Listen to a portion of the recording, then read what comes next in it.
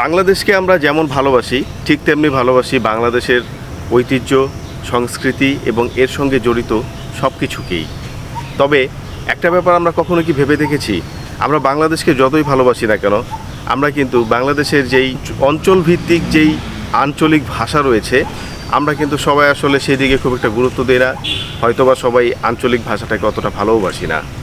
আপনারা লক্ষ্য করে দেখবেন, আপনি যখন আপনার অঞ্চলের যে আঞ্চলিক ভাষাটা আছে সেটা যদি আপনি কারোর সামনে যদি প্রেজেন্ট করেন বা কারোর সাথে যদি আপনি আঞ্চলিক ভাষায় কথা বলেন, তখন দেখবেন যে তার অ্যাটিটিউডটা একটু অন্যরকম হয়ে যাবে।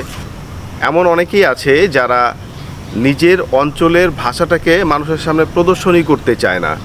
আপনি যদি আপনার এই অঞ্চলের ভাষাটাকে, আঞ্চলিক ভাষাটাকে যদি মানুষের সামনে উপস্থাপন না করেন, তাহলে এই যে আঞ্চলিক ভাষার যেই একটা সৌন্দর্য, আঞ্চলিক ভাষার যেই একটা মাধুর্য, এটা তো থাকবে না, এটা নষ্ট হয়ে যাবে। আমি বাংলাদেশের প্রায় প্রতিটি জেলায় ঘুরে এসেছি, প্রতিটি জেলার মানুষের সঙ্গে কথা বলেছি, প্রতিটি জেলার মানুষের সঙ্গে মিশেছি।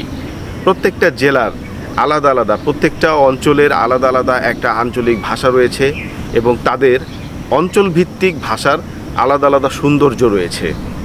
আপনারা খেয়াল করে দেখবেন, যারা উত্তরবঙ্গে বাস করে তাদের ভাষার একটা মাধুর্য, একটা সৌন্দর্য, যারা বরিশালের আছেন তাদের ভাষার একটা সৌন্দর্য, যারা নোয়াখালীর আছেন, যারা ময়মনসিংহের আছেন, প্রত্যেকেরই ভাষার আলাদা আলাদা সৌন্দর্য রয়েছে, আঞ্চলিক ভাষার আলাদা আলাদা সৌন্দর্য রয়েছে। এখন আপনি যদি আপনার সন্তানকে যদি এই ভাষাটা আপনার সন্তানকে আপনি না শিখান, তাহলে এই ভাষাটা একটা সময় বিলুপ্ত হয়ে যাবে, এই ভাষাটা একটা সময় হারিয়ে যাবে, যেটা আমরা আর কখনোই শুনতে পাবো না, আমরা আর কখনোই খুঁজে পাবো না। আপনি আপনার নিজের অঞ্চলের ভাষা, আঞ্চলিক ভাষাটা যদি মানুষের সামনে উপস্থাপন করতে ব্যর্থ হন, সেই ব্যর্থতার দায়ভার একমাত্র আপনার। অনেকেই ভাবি আমরা যে আঞ্চলিক ভাষায় কথা বললে, গ্রাম্য ভাষায় কথা বললে আমাকে মানুষ খ্যাত বলবে, আমার স্মার্টনেস কমে যাবে। ব্যাপারটা মোটেও এরকম না। আপনি আঞ্চলিক ভাষায় কথা বললে কখনোই আপনার স্মার্টনেস কমবে না। তার মানে এই না যে আপনি শুদ্ধ ভাষায় কথা বলবেন না। আমি যে ভিডিওটা মেক করছি, আমিও শুদ্ধ ভাষায় কথা বলছি। অনেকেই ভাবতে পারেন যে আমি তো আঞ্চলিক ভাষা নিয়ে কথা বলছি, কিন্তু আমি নিজেই কেন শুদ্ধ ভাষায় কথা বলছি।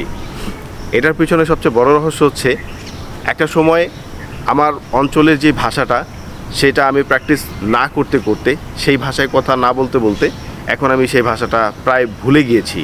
আবার ব্যাপারটা এরকমও না যে আমি সবসময় শুদ্ধ ভাষায় কথা বলি, মিক্স করে কথা বলি, যেটা শুনতে খুব বেশি একটা ভালো মনে হয় না। যার জন্য এখন ভিডিও ধারণের জন্য আমি শুধুমাত্র শুদ্ধ ভাষাটাকেই ব্যবহার করছি। অবশ্যই আপনি এবং আপনার সন্তান, আপনারাও চেষ্টা করবেন, আপনাদের সন্তানদেরকেও চেষ্টা করবেন শুদ্ধ ভাষায় কথা বলতে, প্রত্যেকটা শব্দ সুন্দর করে শেখানোর জন্য। আবার এটাও চেষ্টা করতে হবে যেন নিজের অঞ্চলের, নিজের আঞ্চলিক ভাষাটা, সেটার থেকে কখনোই নিজের সন্তানকে দূরে রাখবেন না। তাহলে আমাদের এই যে বাংলাদেশের যে একটা ঐতিহ্য, এটা এক ধরনের সংস্কৃতিও বলা যায়, আঞ্চলিক ভাষা, যেটা আমরা যদি আমাদের সন্তানদেরকে না শিখাই, একটা সময় এই ভাষাটা বিলুপ্ত হয়ে যাবে, এই ভাষাটা হারিয়ে যাবে। লক্ষ্য করে দেখবেন যে প্রত্যেকটা অঞ্চলের ভাষার, আঞ্চলিক ভাষার প্রত্যেকটা শব্দেরই এক একটা সৌন্দর্য আছে। আর এই সৌন্দর্য ধরে রাখার জন্য অবশ্যই আমাদেরকে নিজেদের সন্তানদেরকে আঞ্চলিক ভাষা শেখাতে হবে, আঞ্চলিক ভাষা থেকে আর দূরে নয়।